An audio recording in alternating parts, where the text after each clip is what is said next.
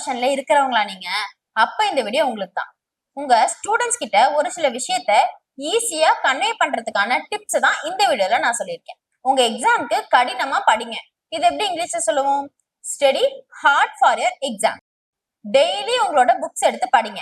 இது எப்படி இங்கிலீஷ்ல சொல்லுவோம்? ரீட் யுவர் புக்ஸ் எவ்ரிடே அப்படின்னு சொல்லுவோம். உங்களோட ஹோம்ஒர்க்க டைமுக்கு பண்ணுங்க. இது எப்படி இங்கிலீஷ்ல சொல்லுவோம்? Two your homework on time அப்படின்னு சொல்லுவோம். கிளாஸ்ல சொல்றத கவனமா கேளுங்கப்பா. இது எப்படி இங்கிலீஷ்ல சொல்லுவோம்? லிசன் கேர்ஃபுல்லி இன் தி கிளாஸ்.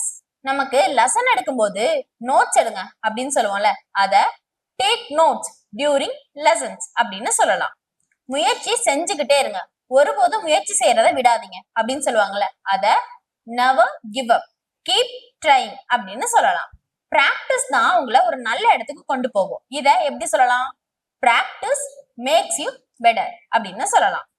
உங்களோட கிளாஸ்மேட்ஸ் கிட்டையும் டீச்சர்ஸ் கிட்டையும் மரியாதையா இருக்கணும் அப்படின்னு சொல்லுவாங்கல்ல, அத be respectful to your teachers and classmates அப்படின்னு சொல்லலாம்.